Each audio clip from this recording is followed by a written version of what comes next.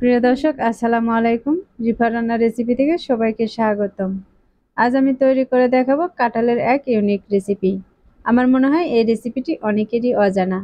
আমরা আখের গুড়, খেজুরের গুড় অনেক খেয়েছি, কিন্তু কাঁঠালের গুড় কখনো খেয়েছি কি? না খেয়ে থাকলে অবশ্যই একবার বাড়িতে বানিয়ে দেখতে পারেন। দেখবেন খুবই ভালো লাগবে। আশা করছি আমার এই নতুন রেসিপি আপনাদের খুবই ভালো লাগবে আর কাজেও আসবে। এরকম নতুন রেসিপিগুলো দেখতে আমার চ্যানেলটি সাবস্ক্রাইব করে বেল আইকনটি অন করে রাখবেন। তাহলে আমি যে নতুন ভিডিও আপলোড দিব সবার আগে আপনার কাছে পৌঁছে যাবে। ভিডিওতে একটি লাইক দিয়ে দেখার অনুরোধ রইল। এবার চলে যাচ্ছি মূল রেসিপিতে। এই রেসিপিটি বানানোর জন্য আমি এখানে একটি কাঁঠাল নিয়েছি। এই কাঁঠালটা কিন্তু খুব একটা বড় না, ছোট সাইজের একটি কাঁঠাল নিয়েছি।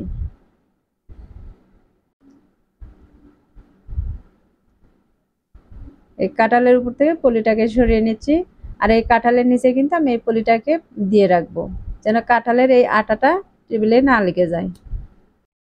এমনিতেই কিন্তু কাঁঠালে অনেক পরিমাণে আটা থাকে, এই আটাটা কিন্তু যেখানে সেখানেই লেগে যেতে পারে। তার জন্য এখানে আমি একটি কাগজ দিয়ে দিচ্ছি আর এই কাগজের উপরে কাঁঠালটাকে নিয়ে নিচ্ছি। এখন এটাকে আমি একটি বটি দিয়ে একটু কেটে নিব।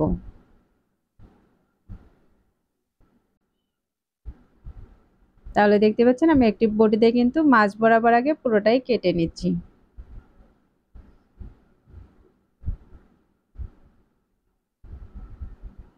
এখন হাতে একটু তেল লাগিয়ে নিচ্ছি, যেন হাতে আটাটা লেগে না যায়। এখন এর ভিতর থেকে আমি কোয়াগুলোকে উঠিয়ে নিব। আর দেখতেই পাচ্ছেন আমি এটাকে কিভাবে করে দিচ্ছি।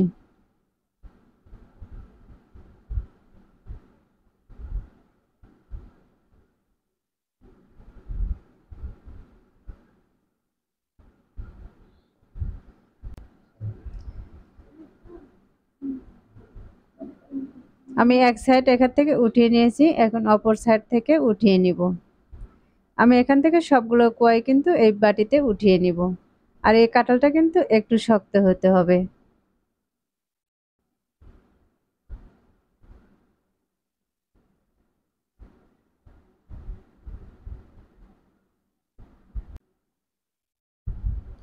আমি একইভাবে কিন্তু সবগুলো এখানে উঠিয়ে নিয়েছি। এখন এর মাঝ থেকে আমি এই বিচিগুলোকে বের করে নেব।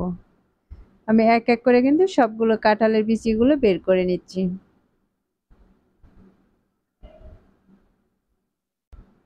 এই কাঁঠালের কোয়াগুলো থেকে কিন্তু আমি সবগুলো বিচিকে বের করে নিয়েছি।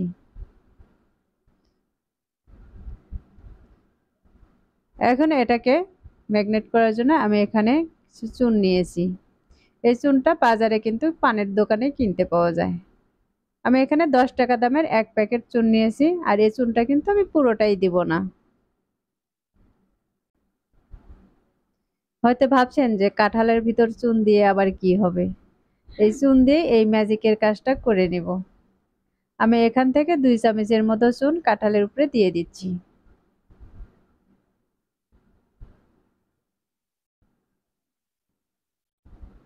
এখন কাঁঠালের সাথে চুনটাকে হাত দিয়ে ভালোভাবে মাখিয়ে নিতে হবে। দেখতে পাচ্ছেন এটা কিন্তু খুব ভালোভাবে মাখিয়ে নিতে হবে, যেন চুনটা প্রতিটা কাঁঠালের গায়ে লেগে যায়। আর এ পর্যায়ে কিন্তু এটা মাখানো হয়ে গেছে। একটি ঢাকনা দিয়ে ঢেকে রাখবো 10 মিনিটের জন্য।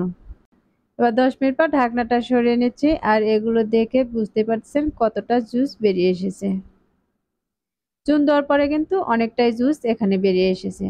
কাঁঠালটা যদি রসালো হয় তাহলে কিন্তু জুসটা আরো অনেক বেশি বেরিয়ে আসবে। এখন এগুলোকে একটি প্লেটে নামিয়ে নিচ্ছি। মানে প্লেটটাকে সাইডে রেখে দিচ্ছি, আর যে বাটিতে আমি জুসটা নামিয়ে নিব সেই বাটিটা নিয়ে নিয়েছি। এখন এর উপরে আমি সাদা পাতলা কাপড় দিয়ে দিচ্ছি। এখানে যে কোনো পাতলা কাপড়ই কিন্তু দিতে পারেন, কিন্তু রঙিন কাপড়টা না দেওয়াই ভালো। এখন এখান থেকে আমি কিছুটা কাঁঠাল এর ভিতরে নিয়ে নিচ্ছি।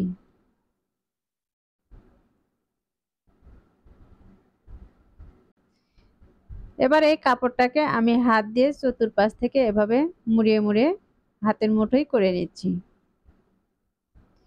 যেন জুসটা বাইরে বের হয়ে না যায়। এবার হাত দিয়ে এরকম চেপে চেপে জুসটাকে বের করে নিব। দেখতে পাচ্ছেন আমি কিভাবে এই জুসটাকে বের করে নিচ্ছি। একইভাবে কিন্তু আমি সবগুলো কাঁঠাল থেকে এভাবে জুস বের করে নিব।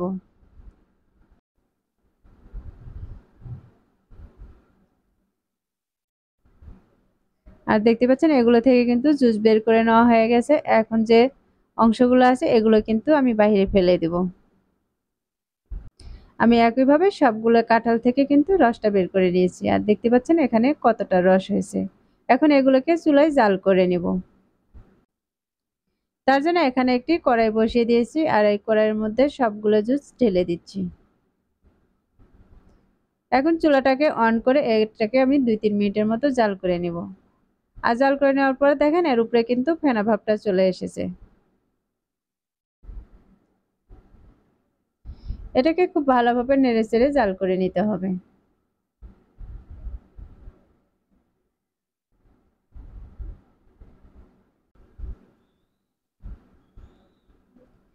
এখন উপরে যে ফেনাটা চলে এসেছে এই ফেনাটা কিন্তু আমি উঠিয়ে নিব।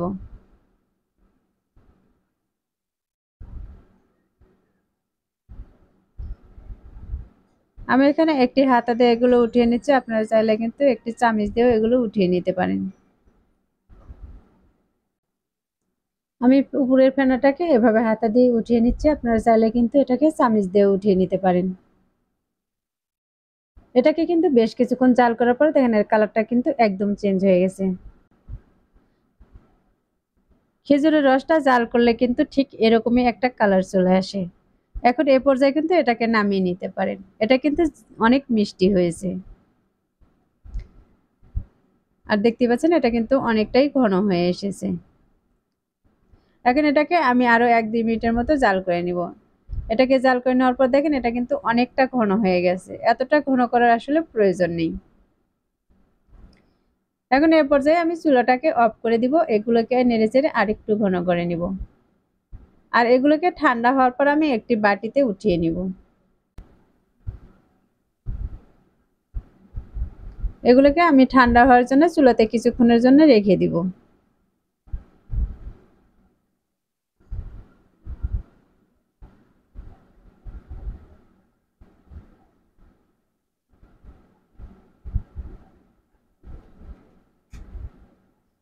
তাহলে দর্শক দেখতে পাচ্ছেন এই গুড়টা কিন্তু অনেকটা ঠান্ডা হয়ে গেছে।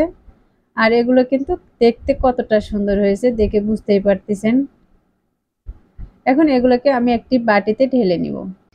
আশা করছি প্রতিদিনের মতো আমার আজকের রেসিপি আপনাদের কাছে খুবই ভালো লেগেছে। রেসিপিগুলো ভালো লাগলে ভিডিওতে একটি লাইক দিয়ে শেয়ার করার অনুরোধ রইল। আর অবশ্যই কমেন্টে লিখে জানাবেন আমার আজকের রেসিপি আপনাদের কাছে কেমন লেগেছে। আমার চ্যানেলটি এখনো সাবস্ক্রাইব করে না থাকলে সাবস্ক্রাইব করার অনুরোধ রইল।